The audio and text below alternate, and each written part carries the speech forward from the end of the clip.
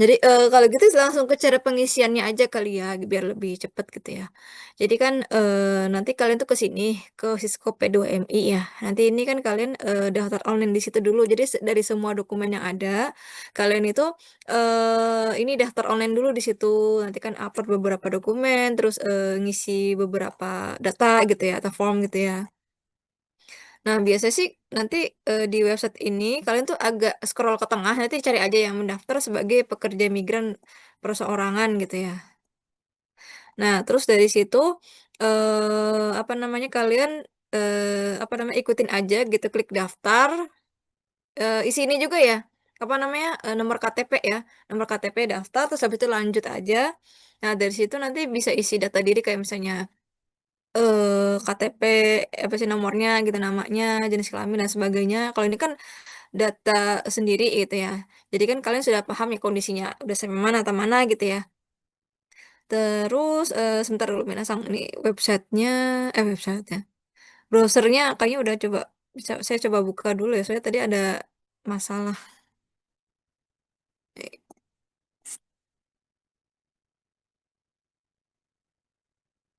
itu langsung oh ini saya bisa buka website-nya, soalnya tadi browser-nya error gitu ya. Nah ini kan website yang tadi ya. Nah terus dari situ, bisa dipilih yang SSW ya, terus habis itu masukin nick-nya gitu ya. Nah ini langsung lanjut aja gitu ya. Oh ya tadi itu, sambil lihat beberapa dokumennya ya. Taruh di sini. Oh ya, paling nanti contohnya pakai punyanya Bagusang dulu ya. Nah, di sini kan, isi data diri, password dan sebagainya gitu, bisa isi sesuai, kondisi masing-masing ya. Kalau ini kayaknya gampang ya, bisa kalian isi sendiri, terus nanti lanjut aja. Nah, di sini ada data orang tua. Nah, data orang tua kalian juga pasti bisa ya isi semua gitu ya. Terus habis itu lanjut, nah dari sini data bekerja saya ngasih tahu dari sini ya. Nah, di sini kan ada pilihan negara ya. Cuma ada Jepang aja sih, pilih Jepang, jabatannya itu karena kalian di sana sebagai perawat lansia, jadi, namanya itu care worker ya, care worker, bekerja pada pengguna formal. Nah, terus di sini sektor usahanya cari yang kesehatan ya, kesehatan, terus nomor dokumen kontrak ini lebih ke nomor COE gitu. Ini contohnya kalau misalnya punya Bagusang itu, mana tuh ya, yang di, ini nih, ini kan ada keterangan nama, nah di atas itu ada yang V25, nanti masukin aja yang 25001432, nanti tiap orang biasanya beda-beda ya. Nanti masukin aja nomor dokumen kontraknya di sini, terus tanggal dokumen kontrak tuh lebih ke tanggal, kalian tanda TTD di mana ya, di 15 ya. Di sini kan ada tanggal berapa, 24 Juni ya. Nah ini bisa oh 24 Juni. Oh kok tahun 2026 ya? Emang bener kayak gini? Soalnya ini kayaknya salah ya? Oh 2025 ya harusnya ya? Ya ya, maksud saya bingung ini kan masih tahun 2025 gitu. Nih, jadi pokoknya nanti pakai yang tanggal ini gitu ya. Jadi kalau misalkan 2025 sih masih masuk akal, jadi 24 Juni 2025 gitu ya. 24. Nah, terus habis itu di situ durasi kontraknya itu biasanya ngikut dari yang di sini gitu ya. Di sini kan kalian, ini kan sebenarnya udah lewat ya, ini namanya estimasi masuk, atau kerja di Jepangnya gitu ya. Tapi karena kalau udah lewat ya sebenarnya sih nggak masalah nanti pas kalian masuk ke sana ya tinggal, apa namanya, ya setahun lagi. Jadi bukan berarti kalau misalnya, oh kalau misalnya telat, dari sini, berarti kontraknya tinggal berapa bulan lagi, ya enggak sih. Jadi masih 1 tahun, karena kan untuk Kutegino kan, kontraknya setahun sekali, terus habis itu diperpanjang lagi, setahun lagi gitu ya. Nah ini, kalau dihitung dari, Agustus sampai ini kan setahunan ya, berarti ya isi aja setahun dulu gitu ya. Karena kan, bisa diperbarui setahun sekali gitu ya. Untuk durasi bulan sama harinya nggak usah diisi, terus gaji bisa diisi kayak gaji totalnya, misalkan gaji totalnya itu 200.000 misalkan ya, 200.000 nanti di sini mata uangnya yen, nama perusahaannya bisa dilihat di sini ya, Marimo Social Solution, eee Co. Ltd gitu ya. Nah ini nama perusahaan kalian gitu ya di situ. Terus alamat perusahaannya juga di sini yang ada di 117, 23 yang ini ya, Hiroshima itu ya alamatnya di situ. Kota perusahaan kita lihat di sini, Hiroshima ya, Hiroshima ada nggak ya? Hiroshima, Nishiku ada nggak ini? Nishiku, coba Hiroshima adanya paling kalau kayak gini Hiroshima aja ya pilihnya ya. Terus teleponnya, ini kan ada ya 082 ini tuh teleponnya itu. Email perusahaannya mungkin, udah dikasih tahu kali di email, atau bisa tanya ke TSK email perusahaannya apa gitu, tapi kalau misalnya memang tidak tahu, ya berarti pakai email TSK pun sebenarnya nggak masalah. Terus website perusahaan ini lebih ke website perusahaan, kalian gitu ya, kayak gitu. Terus, ini, udah paham ya data pekerja ya? Sensei. Baik, lanjut ke dokumen. Nah, ini perlu upload beberapa dokumen, misalkan nih ya, COE ya. Nah, COE itu kan kalian udah dalam bentuk PDF ya. Di sini kan udah ya. Nah, di situ di-upload sini ada tanggal terbit dokumen. Maksudnya lebih ke tanggal terbit COE-nya kalau saya lihat di sini, misalnya punya Bagusang itu 22 September gitu ya. Misalnya ini gitu ya. Nah, terus nomor dokumennya itu nomor COE itu yang ini ya, yang 25001 ini ya. Yang itu, terus habis itu tanggal berakhir dokumen itu biasanya dihitung dari, setelah turun COE. Jadi kan di COE itu ada, peraturan, ada ini ya yang di poin nomor 3 ini katanya, COE ini berlaku dari pertama, keluar sampai 3 bulan. Jadi maksudnya CO ini ada masa berlakunya, dalam waktu 3 bulan itu kalian harus pakai untuk, membuat visa dan masuk ke Jepang gitu ya. Jadi kalau misalnya lewat dari itu nanti nggak bisa gitu ya. Jadi harus, di antara 3 bulan itu. Kalau dihitung dari 22 September itu berarti ke Oktober, November, Desember, berarti Desember ya? Desember Desember 22, ya misalkan kayak gitu. Jadi kan hitungannya 3 bulan ya.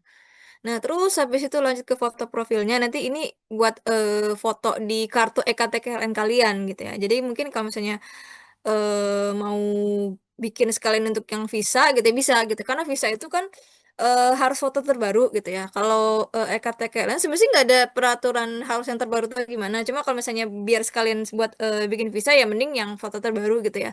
Fotonya tuh kayak masih, maksimal 6 bulan atau kalau misalnya lebih dari itu ya, sebenarnya sih harusnya sih maksimal 6 bulan gitu ya.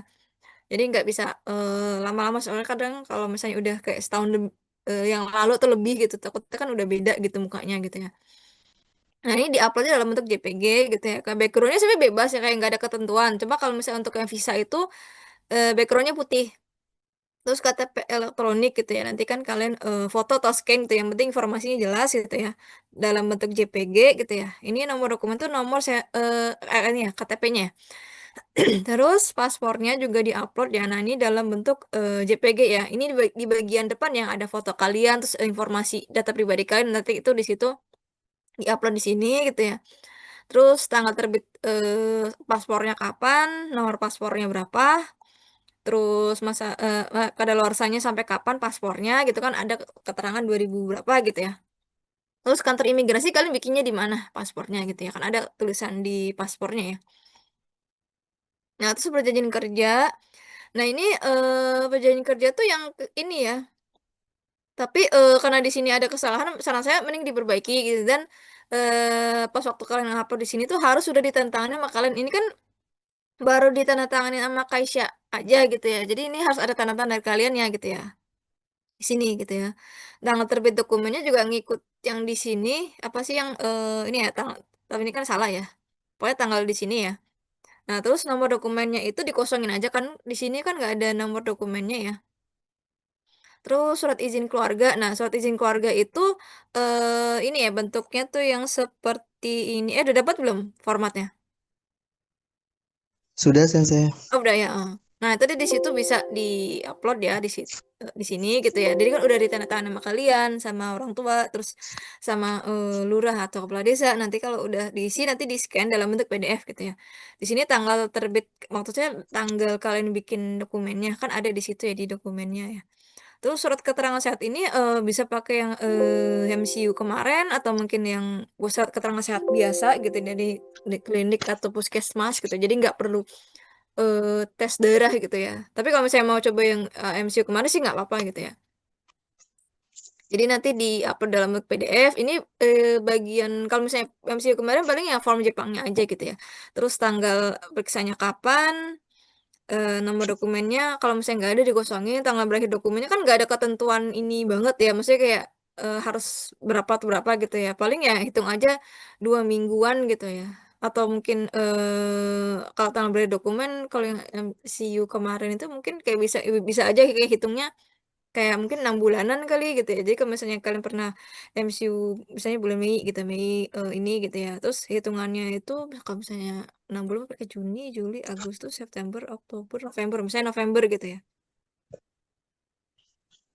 Tapi kalau misalnya ternyata disuruh periksa yang terbaru kayak misalkan, MCU bukan MCU kayak kayak semacam surat keterangan sehat aja gitu, kayak di klinik, di puskesmas gitu, nggak perlu ambil darah, nggak perlu ambil darah, nggak perlu, ambil sampel-sampel apa gitu ya.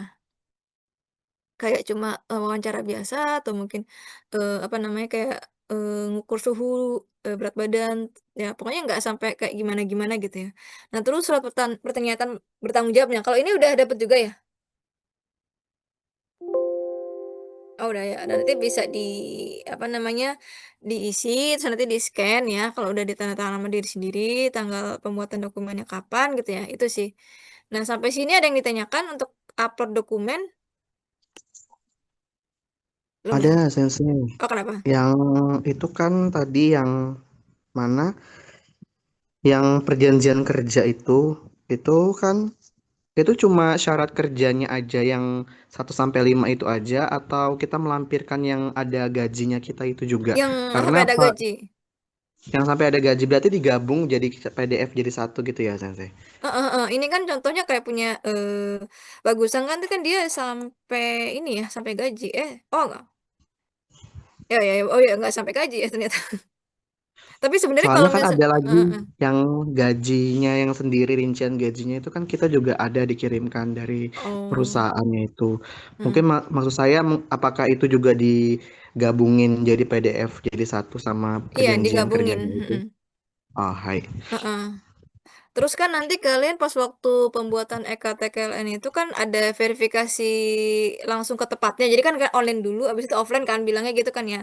Nah, pas offline itu harus lengkap dokumennya gitu. Jadi sampai keterangan gajinya gitu. Karena memang dari pihak pengurus EKTKLN itu minta sampai situ gitu ya.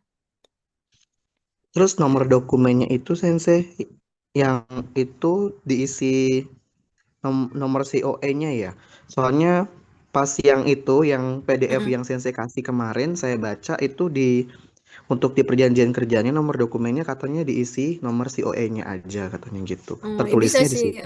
bisa sih kayak gitu. Cuma kadang kalau nggak ditulis pun nggak apa-apa gitu. Karena kan dari pihak Ah, pengurus EKT kan kayak nggak ada apa kayak ini caranya gimana. Kadang kita juga kurang tahu gitu kan. Tapi kalau nggak ditulis pun sebenarnya nggak apa-apa gitu kan. Yang penting ada dokumen yang seperti ininya gitu. Ada yang ditanyakan lagi? nah, untuk surat sehat itu kan saya sudah buat lagi kemarin di klinik. Oh iya iya udah. Ya, itu tanggal berakhirnya itu 3 bulan apa 2 minggu sih Sensei sebenarnya? Karena di Mending PDF-nya itu tertulisnya 2 minggu, sedangkan di hmm, keterangan sehatnya itu sampai 3 bulan berlakunya gitu. mending 2 minggu aja kalau ya untuk yang pas surat keterangan sehat biasa ya. Iya, surat Heeh, keterangan itu sehat tuh. biasa. Berarti kalau itu yang 2 bulan, 2 minggu sih Mas. Ini kan tanggal berapa Tanggal sekarang? 25. Jadi kan misalnya tanggal 25 nih gitu ya. Terus nanti berakhirnya itu Oktober, Oktober ya. Bentar. Oktober berarti 1, 2, berarti saya 9 gitu ya.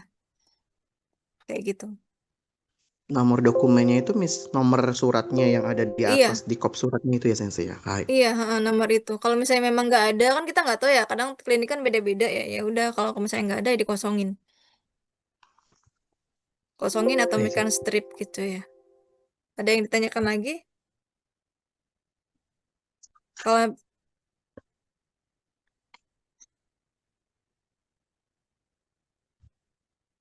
oh iya sih ya. Iya. Hmm. Ada yang ditanyakan lagi? Ini saya mau nanya untuk kelengkapannya yang sebenarnya nggak ada yang di-upload yang di sini sih. Cuma terkadang saya tuh tanya ke beberapa teman di beberapa Hmm. daerah katanya itu bener nggak sih bikin EKTKLN itu pakai BPJS Kesehatan? Kalau itu sih lebih ke BPJS Ketenagakerjaan sih. Jadi itu kan khusus untuk tenaga kerja Indonesia yang mau kerja di luar negeri itu bakal dibuatkan. Jadi maksudnya gini ya. Sebenarnya itu tuh kan daftar kan verifikasi offline gitu ya. Nah, verifikasi offline itu kan kalau harus menyerahkan atau memperlihatkan beberapa dokumen gitu kayak asli atau mungkin hard copy gitu ya. Nah, pas waktu daftar itu kalian tuh bakal bayar berapa ya? Biasanya satu untuk yang keterangan 1 tahun itu yang di sini tuh bayar ke 190 ribuan. Nah, sebenarnya itu bukan bayar EKTKN, lebih ke bayar premi BPJS Ketenagakerjaan. Nah, dari situ nanti kalian baru dapat BPJS-nya. Jadi kayak bukan, oh saya nggak punya nih, saya apakah saya harus bikin? Sebenarnya ya nggak usah bikin karena nanti pas waktu pembuatan EKTKN itu kayak disertakan gitu biasanya. Ada yang lagi yang tanya kan? Belum ada ya? Ini saya kan di Oke. Oke. sini kan di Samarinda nggak ada kantornya. Mm-mm. Berarti boleh bikinnya di luar pulau, misalnya di Pulau Jawa gitu, sekalian bikin visanya di Surabaya, nggak apa-apa ya, Sensei? Boleh, yang penting data kamu lengkap gitu ya. Tapi nggak tahu di Samarinda emang Kalimantan apa?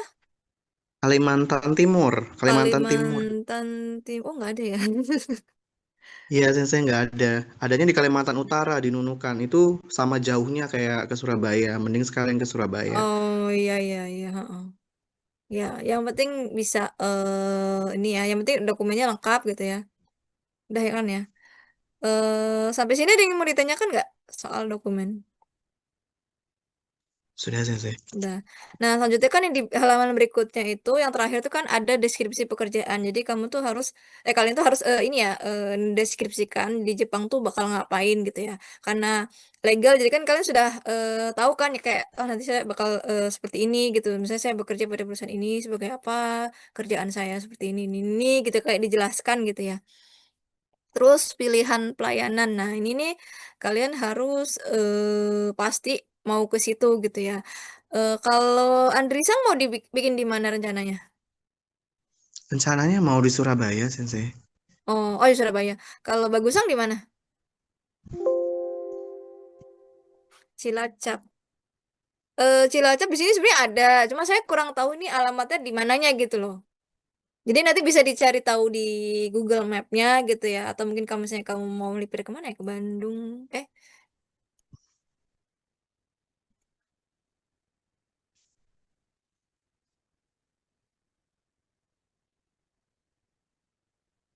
oh, oh ya. Ya pokoknya antara itu ya, jadi nggak terikat sama domisili gitu ya. Jadi bisa di mana aja gitu ya. Yang penting, tapi ada beberapa catatan gitu ya.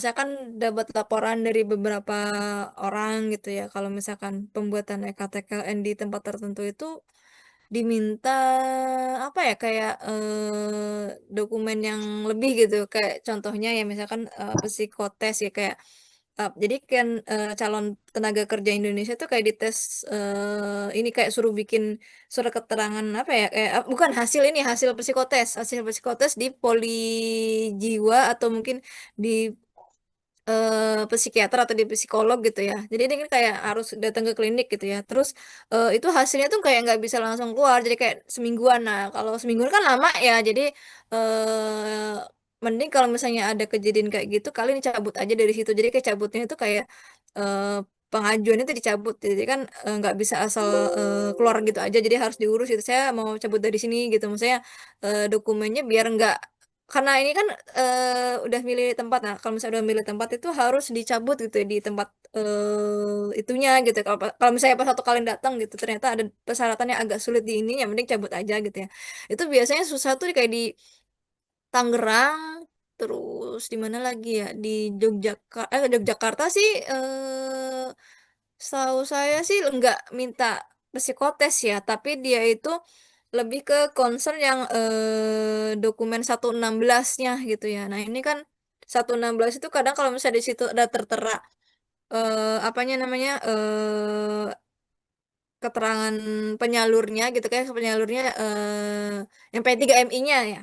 Nah, itu nanti, katanya nggak boleh gitu ya. Nah, jadi nggak bisa nih, harus, yang ngurusinnya P3MI-nya. Padahal kan, eee, kalian itu kan kalau misalnya ada dokumen itu mending, mengatasnamakan mandiri aja, atau mungkin itu dokumen itu ya kayak di bagian yang itunya tuh nama P3MI-nya kayak dihapus gitu ya. Tapi nggak tahu ya, terkadang ada yang tempat pengurusan ektl itu tidak menyertakan 116 gitu, jadi nggak semuanya gitu kan, kayak gitu. Terus, sampai sini ada yang bertanyakan, ini habis ini kalau misalnya udah oke nanti simpen ya.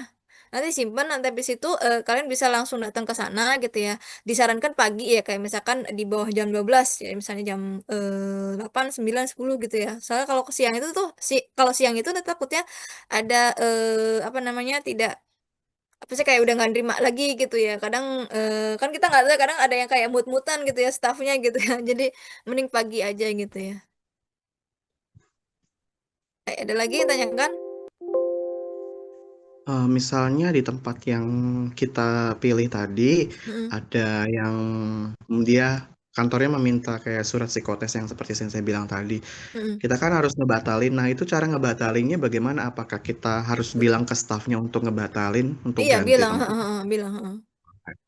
Tapi ya, tergantung dari kebijakan ini juga sih, apa namanya, kalau misalnya memang dari TSK atau dari KISA kalian yang di Jepang itu nggak ada permintaan buat cepet-cepet datang, ya sebenarnya sih bisa-bisa aja gitu, kalian ya udahlah gitu, ikutin aja. Tapi itu mahal sih, biaya psikotes itu kayak berapa ya, 800 atau kan mendekati 1 juta tergantung kliniknya, itu kan lumayan kan ya, gitu ya. Wow, mahal banget. Iya, heeh, mahal makanya gitu ya.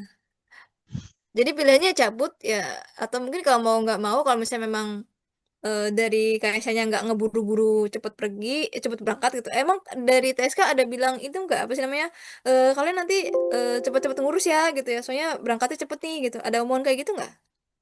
Ada CC, Oh, berangkatnya ya. tanggal 5 sampai tanggal 6 katanya Oktober atau apa? rencananya. November? Iya, Oktober. Oh oh cepet banget. Makanya cepet banget Sensei. Kami tuh jadi November apa bingung, Oktober? aduh gimana. Oktober. Oh, Oktober, owalah. Jadi kami tuh Gimana? bingung gimana caranya. Soalnya saya juga jauh kan buat Iya, tahu, RKTKLN-nya. heeh. Bingung, iya. Soalnya gimana ya, kalau misalnya sewanya turun, misalnya sewa turun nih ya minggu ini misalkan ya, itu setidaknya tuh kalian tuh, eee, paling cepet itu butuh waktu 3 mingguan. Maksudnya 3 minggu itu kayak ngurus dokumen ini itu lah, kan ektl itu kan apa ya, ngumpulin beberapa dokumen dulu, kalau udah kekumpul baru daftar online, terus habis itu, besoknya verifikasi gitu ya, dan verifikasi itu cuma bisa Senin sampai Jumat, dan sama juga kayak visa juga Senin sampai Jumat gitu ya. Terus, tempat pengurusan visa itu nanti akan saya jelaskan ya. Terus kan nanti kalau misalnya visa udah jadi kan nanti kan harus balik lagi ke sini, maksudnya balik ke website ini, nanti kayak, ngupload, visa SSW-nya gitu ya, visa Tokote Kinonya, biar apa sih namanya, antara EKTKLN dan visa tuh udah, valid, udah apa sih, kayak, nyambung gitu ya. Nah, di sini tuh kalian harus mencari dari, KTP, nama kalian yang lengkap, terus tanggal lahir, nama ibu kandung, habis itu cari datanya. Biasanya kalau di sini tuh kayak ngupload, perusahaan apa, profesinya apa gitu, terus, foto visanya juga ya di-upload situ gitu ya. Nah, itu untuk visa yang belum kalian pahami apa? Nanti akan dijelaskan sih habis ini. Untuk KTKLN, sudah paham belum sebelumnya? Oh, paham. Nanti kalau misalnya ada yang bingung bisa tanya lagi gitu ya. Kenapa?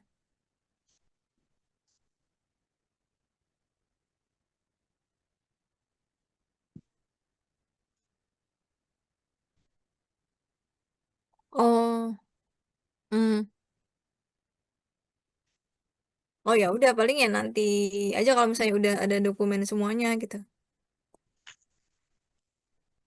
Nah, ada lagi yang tanyakan sebelum kita ke visa? Belum ya. Nah, ini kan tadi ya yang dalam bentuk PDF-nya gitu. Tapi kalau misalnya ada perbedaan sama yang di website tadi ya, ya nggak apa-apa ya. Misalnya kan kadang ada suka tambahan apa gitu ya. Tapi intinya sih ya masih bisa diisi semua gitu ya. Nah, terus soal visa, untuk dokumennya kalian sudah paham apa aja gitu? Ada berapa? Mmm, Belum. Oh. Jadi kan kalau visa itu kalian harus siapin paspor yang asli. Nah, paspor udah pada punya semua ya? Saya mau mastiin nih. sudah Sensei. Oh, sudah ya. Soalnya ada kejadian gitu ya. Ini perusahaan lain gitu. Sewanya lama gitu. Terus apa nama kan kayak nunggu berapa bulan ya, ya kasihan juga lama sih. Cuma ternyata pas udah turun sewanya visa dia paspornya dia belum jadi kayak aduh. Duh, lo ngapain aja gitu. Jangan sampai kayak gitu. Jadi saya agak-agak gimana ya, agak takut gitu. Apalagi kalau misalnya dari kaisanya minta cepet-cepet berangkat gitu. Jadi saya kalau udah ada kabar anak sewa anak ada yang turun tuh kalian udah punya paspor semua kan gitu. Saya takutnya ada yang minta cepet gitu ya. Nah, itu kan paspor asli sama kopian paspor di halaman pertama yang ada foto kalian ya. Terus kalau misalnya kalian ada riwayat keluar masuk apa namanya negara Indonesia atau mungkin ke mana, nah itu bisa di copy juga itu di kertas A4 ya, jangan dipotong, jangan di staples. Tapi kalau misalnya mau di klip pakai kan ada klip itu yang kayak bisa Mmm, dibongkar pasang gitu ya, ya itu bisa pakai itu gitu atau di map yang apa ya biar nggak berceceran gitu ya. Nah, terus formulir permohonan visa tuh yang kayak gini ya. Nah, ini tuh ya akan dikasih tahu cara ngisinya gimana. Nah, terus di formulir itu kan ada ini ya, foto ya, pas fotonya tuh yang terbaru ya, 6 bulan terakhir gitu ya. Terus ukurannya harus segini, 3,5 x 4,5 gitu ya. Terus tanpa latar tuh lebih ke backgroundnya putih gitu ya. Tapi jangan pakai baju putih takutnya nanti nyaru gitu ya. Jadi kayak nggak kelihatan ya. Atau ya kalau misalnya mau pakai baju cerah, seenggaknya yang ada warnanya gitu ya. Terus yang berkerah ya fotonya gitu ya. Terus bukan hasil editing, maksudnya lebih ke muka gitu ya. Jadi kalau misalnya foto sendiri atau mungkin difoto sama orang pakai HP itu jangan apa ya kayak jangan kebanyakan filter gitu. Maksudnya kayak ya kalau lebih enak lagi sih ya di studio. Atau kalau misalnya kalian mau foto di tempat sih katanya ada sih yang jasa kayak gitu di pengurusan visanya gitu ya. Cuma ya berapa sih yang saya dengar tuh katanya 50 ribuan gitu. Tapi kalau misalnya di studio ada yang lebih murah dari itu, mending di studio sih. Terus jelas dan tidak buram. Jadi makanya kalau misalnya foto sendiri kan takutnya kayak ada bagian muka tertentu yang kayak ada bayangan di sini atau mungkin ada apa gitu. Nah itu mending di studio sih gitu biar pencahayaannya tuh bisa diatur gitu ya. Nah, terus pengisian formnya tuh ada dua cara. Ada yang diketik terus habis itu ngeprint gitu ya. Ada juga yang kayak di print dalam bentuk kosongan terus kalian manual pakai pulpen gitu ya. Ini kan PDF-nya tuh dia tuh nggak bisa nge-save apa yang diketik gitu. Jadi nanti kalau udah diketik semua gitu ya, nanti kalian langsung print aja. Tapi kalau misalnya kalian nge-close filenya, nanti pas buka filenya lagi tuh apa yang pernah kalian ketik sebelumnya tuh udah hilang jadi kayak emang nggak bisa di save gitu ya jadi seperti itu pokoknya antara diketik atau di apa manual pakai pulpen hitam gitu ya.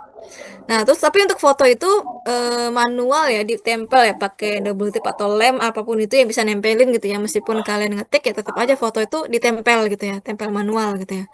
Terus kalau misalnya kalian ada file foto yang masih baru gitu atau mau cetak foto tuh harus bilang ukurannya 3,5 x 4,5 ya, jangan kurang dari itu atau lebih gitu ya.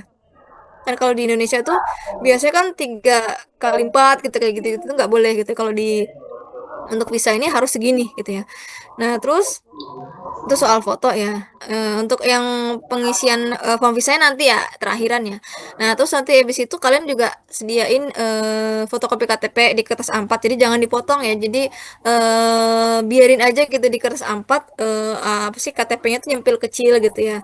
Terus habis itu COE. Nah, COE ini kan nggak harus yang asli karena kan kalian dapat yang dalam bentuk screenshotan email kayak gitu yang dari TSK itu kan. Nah, itu nggak apa-apa kalian print gitu ya semuanya semua halaman gitu ya. di kertas A4. Nah, habis itu cetak EKTKLN kan kan bikin EKTKLN itu ini ya apa namanya bisa download dari sini kartunya kayak yang udah jadi gitu ya. Nah, di situ kalian bisa ngikutin aja kayak misalnya masukin data paspor kalian, terus captcha-nya, terus habis itu download atau di screenshot. Nah, dari hasil itu kalian bisa cetak gitu ya di kertas A4 ya untuk pengurusan visa gitu ya. Paling itu 1, 2, 3, 4, 5 ya. Nah, terus untuk tempat pengurusannya, ini tergantung KTP-nya ya, asal KTP-nya ya. Kalau Bagusang tuh KTP-nya dari mana? Kayaknya dari ini ya. Jateng. Iya, Jawa Tengah ya. Berarti kalau misalnya kamu asalnya Jawa Tengah, berarti bisa ngurus visanya itu di Jakarta gitu ya. Nah, kalau di Jakarta tuh nggak bisa langsung datang, jadi harus booking online dulu di sini. Jadi booking online sekadar dapetin tanggal sama jamnya dulu. Ini gratis kok gitu ya. Yang penting kalau yang penting bookingnya gratis, jadi nggak kayak, kayak paspor ke pasporan kita booking bayar juga. Nah, kalau di visa itu dia bayarnya nanti pas di tempat, pas waktu kamu ngurus di sana gitu ya harus booking dulu. Nah, ini lokasinya ada di Jakarta Selatan ya, di Kuningan City Mall ya, di lantai 2 ya. Nah, ini kan tempatnya itu ini ya rame ya kayak perkantoran gitu, jadi mungkin agak rawan macet. Jadi kalau misalnya mau ke situ harus apa ya, jangan mepet-mepet lah gitu ya.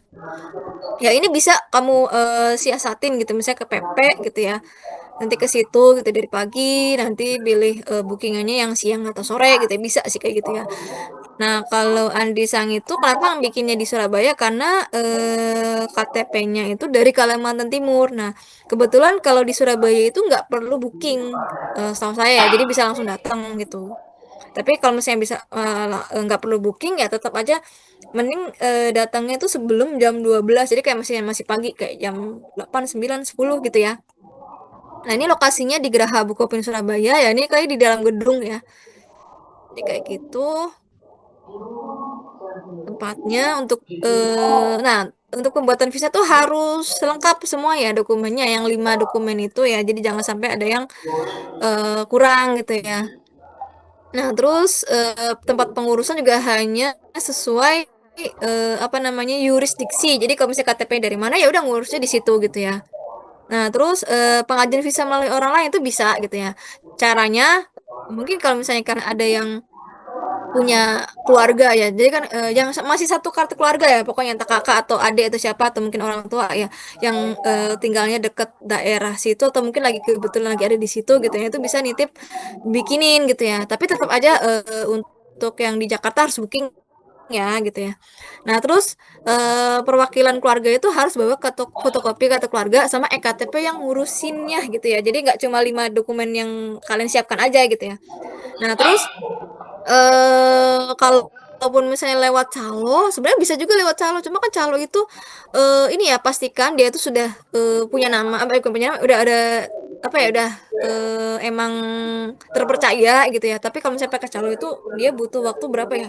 Kayak seenggaknya 2 minggu atau mungkin 3 minggu gitu ya. Jadi kan karena ada butuh apa ya, kayak pengiriman dokumen dari tempat kalian ke tempat calonya gitu. Sebenarnya dari calonya ke situ. Jadi kan ini ya butuh waktu lama ya. Jadi kalau misalkan diminta cepet datang ke Jepang ya mau nggak mau kayak ngurus sendiri gitu ya biar lebih cepet gitu ya.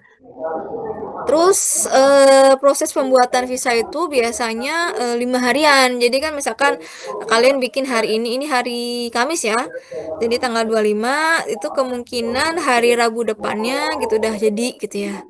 Nah, terus cara pengambilan visanya itu lebih enak sih ngambil sendiri gitu. Cuma kan kalau misalnya kalian mau pakai layanan pengiriman, ini kebetulan resmi dari pengurusan visanya gitu ya. Jadi mereka itu buka layanan pengiriman ke tempat tujuan kalian gitu ya. Maksudnya kayak misalnya ke rumah kalian kah atau kemana gitu ya. Nah, ini sebenarnya di Surabaya juga ada sih harusnya. Salah ini kan agak lama ya belum diedit lagi gitu ya. Nah, itu biayanya tuh agak mahal ya kalau misalkan yang dari Jakarta gitu misalnya ke tempatnya bagus yang di Jawa Tengah, nah itu kemungkinan ongkirnya tuh kayak kayak 100 berapa gitu ya. Dan sama juga kayak dari Jakarta ke Joycare. Joycare itu kan di Tangerang kayak sebelahan banget ya. Itu biayanya berapa sih terakhir kali saya dengar itu 75-an gitu ya. Itu mahalnya tuh karena ini kan dokumen dokumen penting ya, resmi gitu ya, itu nggak boleh dikirim pakai cara biasa. Jadi kan kayak ada semacam mungkin kayak asuransinya atau apa gitu ya, nggak ngerti juga. Jadi lebih mahal dari pengiriman biasa. Jadi kalau misalkan kalau bagus mau ngirim ke Joycare, karena kan Joycare kan ini ya deket banget ya, itu bisa aja sih kayak gitu kalau misalnya kamu mau gitu ya. Dan itu proses pengirimannya nggak lama sih, jadi misalkan bikin hari ini gitu ya, nah estimasinya kan Rabu jadi ini gitu ya, dan itu bisa dicek sih sekarang tuh dari pihak sana itu kayak ngasih laporan email gitu di inbox email, makanya ngecek-cek aja gitu ya. Terus misalnya Rabu udah jadi nih, nah Rabu tuh berarti antara Kamis atau Jumat itu nyampe di alamatnya Joycare gitu ya. Itu enak kasih gitu sih kalau yang di daerah Jakarta gitu, jadi kita bisa ambil, terus nanti pas di hari keberangkatan itu pas di bandara kita kasih gitu ya, paspor yang udah ada visa Jepangnya itu, jadi kayak gitu ya. Nah terus kalau misalnya kalian mau nitip ke orang lain gitu, misalnya entah keluarga atau saudara atau mungkin teman yang tidak ada hubungan darah atau yang enggak di apa kayak di luar kartu keluarga itu boleh, tapi harus ada surat kuasa sama ininya apa namanya bukti pembayaran visanya yang kayak struk yang panjang itu ya. Nah itu harus ada gitu ya. Dan ini biasanya pengambilannya itu ini ya, dari siang sampai sore gitu ya. Kalau pagi kayaknya nggak bisa sih kalau saya lihat ya. Kayak gitu, terus biayanya berapa? Nah, kalau visa itu visanya sendiri 320 ditambah 250 gitu ya. Maksudnya ini buat bayar di yang apa namanya Japan Visa Application Centernya kayak misalnya di Jakarta, Surabaya dan sebagainya itu ya. Dan itu totalnya kan 570 bakal diganti semua sama Joycare ya. Jadi kalau misalnya ada yang mau pakai jasa kirim yang murah sih misalnya 70 atau mungkin yang 100 atas itu tidak di cover gitu ya. Sama juga kayak misalnya mau pakai calo tuh ya itu biasa calo mah ya nggak bakal diganti gitu. Kita hanya reimbursenya sampai segini gitu ya. Tapi kalau nggak salah di TSK-nya bakal ada reimbus visa nggak sih? Saya mau nanya dulu. Ada omongan nggak? Belum ada info sensei. Oh belum ada info. Soalnya kalau nggak salah yang Mbak Rimo itu visa tuh katanya diganti juga. Tapi ya ntar infoin aja ya. Terus habis itu jam kerjanya ya. Nah kalau di Jakarta itu Senin sampai Jumat ya. Dari jam 9 sampai jam 5 gitu ya. Jadi bisa kalau misalnya bagus sama ngurus sendiri gitu ya. Misalnya dari pagi berangkat. Kira-kira mau ngurusnya jam 4 sore pun nggak masalah gitu ya. Nah terus kalau misalnya yang di luar itu kayak kayak di Surabaya misalkan ya. Nah itu dari jam 8 sampai jam 3 sore gitu ya, harinya sama gitu ya. Terus pengambilan visanya ya Senin sampai Jumat sama aja, cuma ya agak siangan gitu ya. Dari jam 1 sampai jam 4 kayak gitu. Terus sampai sini terus cara panduan bookingnya ya. Jadi ini untuk yang di Jakarta ya ini mah ya. Tapi saya akan jelaskan gitu. Jadi ini kan yang di Jakarta itu harus booking online dulu. Jadi nggak bisa langsung datang gitu ya. Nanti kan bisa di sini. Nanti dibuat dulu akunnya ya. Dibuat sekarang. Terus habis itu masuk ke sini, saya tidak punya akun ya, dibikin dulu akunnya. Nah, habis itu di sini isi email, emailnya bagusan gitu ya. Passwordnya 2 kali, nomor HP-nya berapa, habis itu dicentang, daftar ya. Nah, udah hampir selesai nanti cek inbox email, nah yang dipakai tadi ya. Nanti di email itu buka untuk aktivasi akunnya gitu ya, diaktifasi. Nah, kalau udah diaktifasi nanti login kayak biasanya gitu ya. Login pakai email, pakai password ya. Terus dicentang saya bukan robot, habis itu masuk ya. Nah, kalau udah masuk nanti mulai pemesanan baru gitu ya. Jadi mulai booking baru gitu ya. Nah, di situ nanti pilih tempatnya di mana kan karena Jakarta dia pilih Jakarta gitu ya. Terus kategorinya Jepang ya. Habis itu subkategorinya spesial visa. Pokoknya tuh yang ada worknya yang ini ya bisa kerja ya kalian itu ya. Nah, terus habis itu lanjut ya. Nah, di sini isi data diri yang data dirinya Bagusang sendiri gitu diisi gitu ya. Terus habis itu apa namanya nomor HP, email juga diisi gitu ya. Habis itu simpen. Nah, di sini kan udah kan masuk ya pemohon pertama gitu ya. Nanti habis itu langsung lanjut aja gitu ya. Nah, lanjut. Nah, di sini baru pilih tanggal sama jamnya. Jadi kan misalnya tanggal berapa sama jam berapa gitu ya. Ini kalau misalnya mau ngurus sore pun nggak masalah sih gitu. Kayak misalnya jam 4 atau jam 4:30 gitu ya. Yang penting kamu atur aja waktunya biar bisa PP gitu ya. Nah, terus habis itu kalau udah oke lanjut. Terus habis itu di sini kayak ada pilihan ini ya, kayak layanan tambahan. Nah, ini nggak usah ditambah ya. Jadi kayak lanjut aja gitu. Di skip aja, habis itu dicentang. Terus habis itu bayar di VAC, maksudnya bayar di tempat pengurusan gitu ya. Jadi bayar nanti kalau udah diurus gitu ya. Nah, terus habis itu ada bukti bookingnya. Nih bukti bookingnya di print aja ya. Di print nanti kan nanti pas waktu ke sana tuh ditunjukkan gitu ya, udah booking gitu ya. Siapa gitu, terus nomor bookingnya berapa, nomor paspornya berapa, terus kapan janjiannya ya. Nah, ini biasanya ada alamat lengkapnya ya. Nanti kalau misalnya mau ke situ pakai ojol atau mungkin mau pakai apa namanya, kendaraan pribadi pun bisa. Oh ya, kalau misalnya kendaraan umum gitu ya, itu bisa turun di stasiun Tebet gitu ya. Jadi kan misalnya dari Jawa Tengah gitu ya, turun di stasiun yang biasa gitu ya. Kayak misalnya entah stasiun Jatinegara, enak sih Jatinegara ya, atau mungkin stasiun Senen ya, pokoknya apapun itu ya. Tapi kalau misalnya turunnya di Gambir tuh agak ribet karena nanti dari Gambir harus ke stasiun yang di KRL-nya tuh naik apa namanya, ojol gitu. Tapi kalau misalnya dari Jatinegara, turun dari Jatinegara, habis itu bisa langsung lanjut KRL, nanti terus turun di Tebet gitu ya, kayak gitu. Nah terus itu ya. Nah udah nanti tapi kalau misalnya ada kendala, misalkan ya ini kan bookingnya bisa dari hari ini loh. Jadi hari ini booking gitu, ngambil tanggal katakanlah misalnya tanggal 30 September misalkan ya. Nah, terus tahu-taunya ternyata pas waktu kalian pengurusan EKT kalian itu ada kendala atau mungkin kalian sakit atau gimana, jadi kayak mau reschedule pembuatan visanya gitu, itu bisa diatur sampai 2 kali ya di reschedule-nya gitu ya. Tapi bisanya itu H-2 ya, jadi jangan dadakan ya. Kalau misalnya kalian udah booking tanggal 30 ya, itu tuh setidaknya tuh hari Minggu tanggal 28-nya tuh udah reschedule gitu ya. Tapi karena Andi Sang itu kan nggak langsung ini ya, maksudnya nggak usah booking, kalau misalnya nggak usah booking ya nggak masalah gitu ya. Jadi nggak perlu atur-atur ini, tapi kalau yang untuk di Jakarta harus ngatur gitu ya, kayak gitu. Jadi seperti itu, terus lanjut aja ke cara pengisiannya ya, nggak apa-apa kan ya? Nah, terus ini cara ngisi formnya kayak gimana? Nah, ini kan kalian mau ngetik atau nulis pun ya nggak masalah sih, yang penting informasinya jelas ya. Nah, tapi untuk foto tetap ditempel manual ya. Nah, di sini ada surname. Nah, surname itu kan sebenarnya nggak semua orang Indonesia punya ya. Jadi kalau misalnya kalian kosongin gitu itu nggak masalah. Jadi kan nanti kalian nulis nama lengkapnya di sini, di given any middle name semua, nggak apa-apa kayak gitu ya. Nah, terus habis itu kalau misalnya ada nama lain sebenarnya nggak usah sih, nggak usah diisi gitu ya. Terus di sini tanggal lahirnya kapan, tempat lahirnya di mana ya, diinformasikan di sini.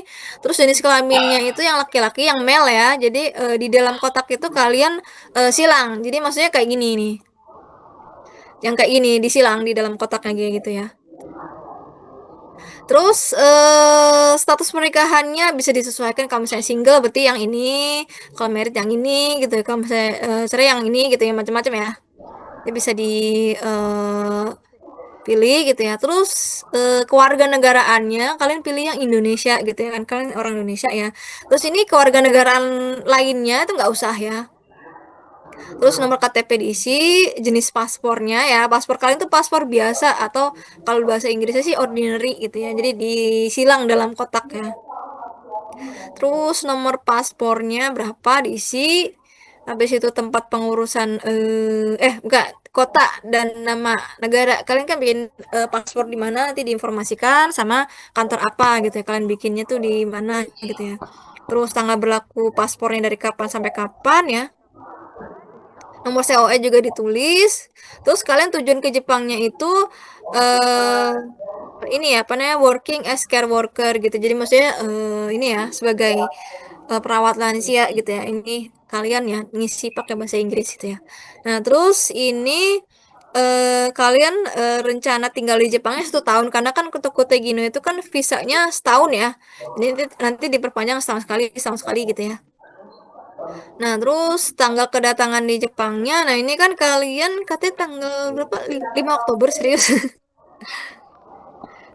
Atau Ya mungkin, Sensei, rencananya tanggal heeh, segitu kalau gitu sudah ya. semua selesai. Mepet banget. Tapi Kayaknya agak, mepet banget sih Sensei. Saya harus kembali lagi ke Kaltim kan. mm-mm. Iya sih ya, kalau bisa sih kalian coba nego gitu sama TSK-nya gitu. Jadi kan saya udah jelasin kan. Jadi visa itu butuh 5 harian gitu, belum lagi kalau misalnya ngambilnya gimana gitu loh, ngambilnya itu kan bisa dikirim atau gimana. Kalaupun misalnya dikirim ya, misalkan ya, ini contoh aja kayak kalau harusnya sih di Surabaya ada pengiriman juga, cuma kan tetap aja kan itu kayak butuh waktu berapa ya, 2 atau 3 harian gitu loh. Kalaupun misalnya dikirim ke Jogja pun sama aja gitu. Iya sih, Heeh. saya lagian kan ini ya sekalian curhat sih. Ini kan Heeh. saya kan Minggu baru datang ke Surabaya, terus Heeh. Senin baru pengajuan RKTKLN. Heeh. Misalnya kalau sudah berkasnya sudah benar semua di ACC, udah langsung jadi kan CC langsung pengajuan. Nah itu Heeh. kan butuh waktu 5 hari kerja gitu. Otomatis kan itu Heeh. kemungkinan kalau nggak Jumat atau Senin kan visanya Heeh. baru saya terima. Nah sedangkan tanggal 5 itu hari Seninnya. Iya, heeh, ya, ya paling kamu bilang aja kayak gitu, nego gitu. Maksudnya bukannya kita nggak bisa atau gimana, bukannya kita nggak mau atau gimana ya. Karena ya begini estimasinya. Nah, visa itu nggak ada yang percepatan, kecuali kalau paspor emang ada ya. Kalau visa tuh nggak ada ya. Paling visa itu percepatan, yang namanya percepatan visa itu lebih ke cepat antriannya aja. Jadi kalau misalnya kan ini lebih ke di Jakarta sih, atau mungkin yang butuh bookingan. Kalau Jakarta kan sebenarnya bisa langsung datang tanpa booking, tapi nanti tuh kayak dikenain cas berapa ya. Terus habis itu visanya udah masuk nih. Nah, tapi tetap aja jadinya tuh 5 hari kemudian. Jadi kayak yang nggak jauh beda gitu. Kalau visa emang seperti itu gitu ya. Ya, ya moga aja ya TSK-nya paham gitu. Soalnya 2 minggu itu sulit gitu ya. Maksudnya karena kalian di luar pulau gitu ya. Ya kalaupun tetap yang Jakarta aja masih agak ribet kan gitu. Maksudnya yang masih satu pulau pun gitu ya. Ya nego aja gitu ya. Jadi negonya berapa ya? Misalkan kalian ngurus visanya tanggal berapa ya? 29 ya misalkan ya. Idealnya sih 2 minggu setelah pengajuan visa. Jadi misalkan ngurus visanya tanggal 30 nih gitu ya. Berarti nanti tanggal kedatangannya diprediksinya tanggal 14 misalkan kayak gitu. Ya paling ya coba aja nego aja hari ini. Maksudnya kalian nego usahanya dari hari ini gitu. Soalnya ternyata visa itu lama katanya nggak ada percepatan. Jadi kalau bisa diundur ke mana gitu. Saya juga butuh waktu gitu untuk ke pulau lain ke Surabayanya gitu bilang aja kayak gitu. Ya moga aja ngerti gitu. Soalnya kalau misalnya dipaksa-paksa gimana? Heeh. Berarti ini visanya berarti nggak nunjukin ininya dulu ya Sensei. Apa namanya tiket pesawatnya ya? Nggak usah. Kalau Nggak itu buat usah ya. yang liburan sih. Kalau yang kerja itu dia ya yang penting ada dokumennya ya udah gitu. Tapi seenggaknya di bagian tanggal kedatangan Jepang tuh harus ada ya. Maksudnya harus ada tuh kayak prediksi aja. Meskipun sebenarnya kalian nggak tahu bakalan datang bakal berangkat di tanggal itu atau enggaknya gitu. Seenggaknya ada, jangan dikosongin gitu ya. Terus bandara kedatangan di Jepangnya itu bisa biasanya sih dilihat di dokumen 117 yang ada supportnya ya panjang banget itu kan ya. Kayaknya di Hiroshima ya. Hiroshima ada kan ya? Jadi kalau misalnya itu bisa mungkin pakai Hiroshima karena kan kalian penempatannya Hiroshima ya atau mungkin kayak yang di sekitarnya apa ya kayak Kansai Airport gitu ya tergantung ya. Nanti bisa ditanyakan ke TSK gitu ya. Ini baiknya bandara mana gitu ya. Terus kalau pesawat juga dia ngikut ke bandaranya karena kan tujuan bandara tertentu itu kan ada beberapa pesawat yang turun emang turun di situ gitu ya. Jadi jangan pilih pesawat yang turun di Jepangnya tuh turun di bandara itunya nggak ada gitu ya. Nah, terus habis itu alamat kalian di Jepang ya. Nah, kalau misalnya dari TSK belum ada informasi apa toknya alamat di mana, itu berarti kalian bisa pakai alamat Kaisha aja. Jadi misalnya company dormitory ini maksudnya dalam bahasa Indonesia itu asrama perusahaan gitu ya namanya ya. Nah, terus di sini alamatnya di mana ya? Alamat yang ada di syarat kerja itu ya, di 16 itu kan ya. Telepon juga sama ya. Terus kalian kalau misalnya ada riwayat pernah ke Jepang gitu ya, nah itu bisa diinformasikan di sini dari kapan sampai kapan, terus durasinya berapa lama gitu ya. Cuma itu aja sih. Tapi kalau misalnya memang tidak ada ya udah berarti dikosongin gitu ya, di strip gitu ya. Nah terus alamat yang saat ini gitu ya, alamat rumah rumah di Indonesia gitu ya, di mana nomor teleponnya berapa nomor HP ya, terus emailnya apa gitu ya. Nah, terus ini kayaknya di skip aja nggak apa-apa, dikosongin gitu ya. Nah, terus di sini lebih ke profesi orang yang usianya kalau misalnya kalian masih di bawah 20 tahun, kalian harus menginformasikan profesi orang tua kalian gitu. Misalnya profesinya orang tua kerjanya jadi apa atau apa. Kalau misalnya kalian masih kalau misalnya kalian di atas 20 tahun sebenarnya nggak usah sih, jadi kayak dikosongin aja. Terus Guarantor in Japan kalau misalkan dari TSK-nya udah ngasih tahu, jadi kan penjaminnya ini gitu, namanya ini kayak siapa-siapanya. Kalau misalnya ada ya berarti pakai itu. Tapi kalau misalnya memang mereka belum menginformasikan, bisa pakai nama perusahaan. Jadi misalnya yang Marimo itu ya, terus teleponnya berapa, sama alamat perusahaannya di mana gitu ya. Itu bisa kayak gitu ya kalau misalnya pakai perusahaan. Jadi cuma 3 aja yang diisi. Nah, terus habis itu di sini ada orang yang mengundang kalian di Jepang ya. Ini sama aja kayak yang di atas. Jadi apa namanya? Tinggal same as above gitu. Itu maksudnya. Terus habis itu pertanyaan screening yang berkaitan dengan riwayat tindakan kriminal. Jadi misalnya kamu pernah terlibat kejahatan atau tidak kah, atau pernah di penjara atau apa gitu, atau pernah di menyalahi aturan izin tinggal kah atau dan sebagainya kayak gitu-gitu ya. Nah, ini kalau misalnya memang tidak gitu, jadi disilang di dalam kotak bagian no-nya gitu ya. Disilang semua. Nah, terus habis itu tanggal pengajuan itu tanggal pengajuan visanya gitu. Jadi kapan bikinnya gitu ya. Terus habis itu tanda tangannya ikut KTP aja ya. Jadi kayak gitu. Nah, sampai sini ada yang mau ditanyakan nggak soal visa? Tanggal pengajuannya tanggal bookingnya saja. Iya, jadi kalau misalkan bagusang booking nih gitu ya, dapet di tanggal 29 misalkan, berarti di sini tulisnya tanggal 29 gitu. Oh iya, nanti jangan pakai tip X ya. Tanda Jadi tangan plus nama. tanda tangan aja nggak apa-apa sih. Tanda tangan. Soalnya sih saya juga pernah kok ngisi untuk pengajian visa saya sendiri gitu. Dan ini jangan ada coret nggak perlu ya. Soalnya gimana ya? Ini kan dokumen penting, jadi jangan sampai ada tip X gitu ya. Harus rapi gitu. Ay, ada yang ditanyakan lagi?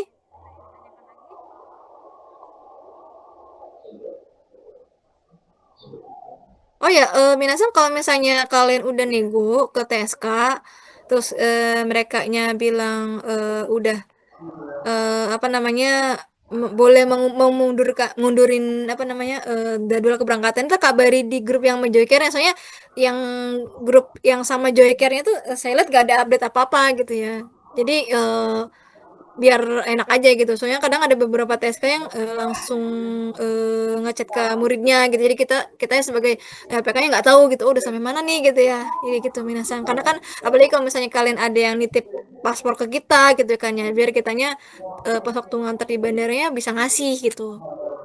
Soalnya kan kalau misalnya nggak ada paspor kan kalian nggak bisa berangkat gitu gitu.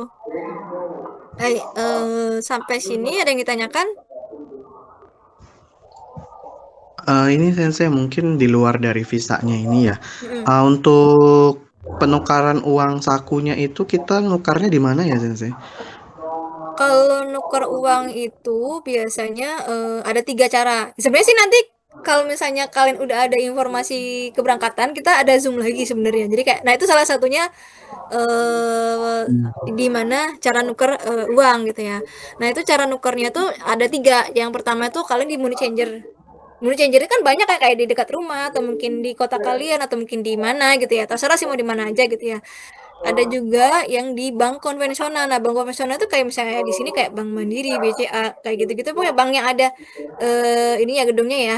Nah, itu mereka jualan juga, jualan yen. Cuma mungkin agak apa ya beda gitu ya. Kalau di Money Changer tuh misalnya ini saya kasih simulasi aja ya. Kalau di Money Changer itu misalkan 1 yen itu dihargai 115. Tapi kalau misalnya di bank-bank kayak gitu bisa aja dia agak turun kayak berapa ya? Mungkin 113 kah, 114 kah. Tapi kalau di bank itu dia ada biaya adminnya, maksudnya kayak biaya adminnya, terus berapa ya? Mungkin waktu itu saya pernah 10 ribuan gitu ya, 10 ribu rupiah. Nggak tahu sekarang berapa. Terus ada juga kayak KTP sama NPWP gitu. Soalnya kan itu kan transaksi di atas 1 juta atau apa gitu ya. Jadi kan ada kayak gitu ya. Tapi kalau misalnya kalian nggak punya NPWP, bisa pakai yang orang lain gitu ya. Tapi orang lainnya yang nukerin. Jadi bukan kita minjem datanya aja enggak gitu ya. Terus, catatan dari saya jangan nuker di bandara, kan di bandara kan banyak tuh ya money changer itu ya dari bank ini atau apa gitu, itu mahal. Biasanya tuh bisa aja kayak jatuhnya 1 yen itu dihargai 119 misalkan kayak gitu, mungkin 120 itu kan mahal ya. Tuh kayak gitu ya. Terus ada lagi yang cara yang terakhir itu kalian bisa tarik tunai di Jepang. Nah, itu, kalian bisa bawa kartu ATM ya, yang Bank Indonesia misalnya saya dulu pernah bawa BCA gitu. Nah, BCA itu kan ada lambang, ada logo Mastercard-nya ya. Nah, kalau misalnya ada logo Mastercard-nya atau Visa, pokoknya antara dua itu ya. Kan banyak ya bank-bank yang di kita tuh ya. Nah, itu bisa gitu kalian pakai buat tarik tunai di Jepang gitu ya. Kalau saya sih enaknya pakai Seven Bank gitu ya. Nah, itu Seven Bank itu biasanya ada di Konbini, 7-Eleven atau mungkin kayak di supermarket atau mana gitu ya. Soalnya dia tuh udah support sama bahasa Indonesia gitu ya. Jadi kalau misalnya kalian takut salah pencet atau apa gitu kan, kalau di ATM lain tuh cenderung Jepang sama Inggris aja gitu ya bahasanya, atau mungkin kayak bahasanya kayak bahasa Cina atau kayak gitu kan ya. Nah, kalau Seven Bank itu enak, dia ada bahasa ininya gitu ya. Tuh bisa tarik tunai kayak gitu, tapi dia ada biayanya gitu ya. Biayanya tuh kira-kira berapa ya kalau saya waktu itu 25. Jadi 25.000 gitu. Jadi misalnya saya ngambil nih uang 10.000 yen gitu ya di Seven Bank. Nah, nanti kan tarik pakai BCA saya. Nanti di situ di mobile banking BCA saya itu bakal ada keterangan. Jadi misalnya uang rupiah yang setara 10.000 yen, habis itu biaya admin 25.000. Nah, dan biaya apa sih jam penarikan tunai di Jepang pun harus diperhatikan ya. Biasanya kalau misalnya dari pagi sampai sore, misalnya jam 7 sampai jam 7 malam atau sampai jam 6 malam tergantung banknya ya. Itu paling cuma dua keterangan itu aja yang tadi saya sebutkan ya. Jadi uang rupiah sama biaya admin yang 25.000 itu. Tapi kalau misalnya kalian nariknya malam, kayak misalnya jam 8, jam 9 itu nanti ada biaya tambahan lagi. Jadi biaya tambahan tuh kayak dari banknya sendiri, bank Jepang. Kan kalian ngambil di bank Jepang apapun itu ya, nanti tuh ada tambahan berapa ya, kayak 110 yen gitu ya. Dan itu nanti di keterangan transaksinya tuh di bank di mobile bankingnya ya paling ya rupiah yang setara 110 yen waktu kalian tarik itu. Jadi ada 3 cara itu sih. Kira-kira udah paham? Hai Sensei, Nah, itu ya. terima kasih. Hmm. Nah, ada lagi? Belum ada ya? Oh ya, untuk tiket pesawatnya nanti kan bakal dikasih ya sama TSK ya, maksudnya kayak naik apa-apanya gitu ya. Biasanya kalau Marimo gitu sih. Ya udah, nggak ada lagi tanya kan? Kalau nggak ada, sampai sini aja ya. Hai, Hai, watashi kara ejo desu. Minasan arigatou gozaimasu. arigatou gozaimasu. Hai,失礼し Mas, ます。susul ya sih mas. Mas.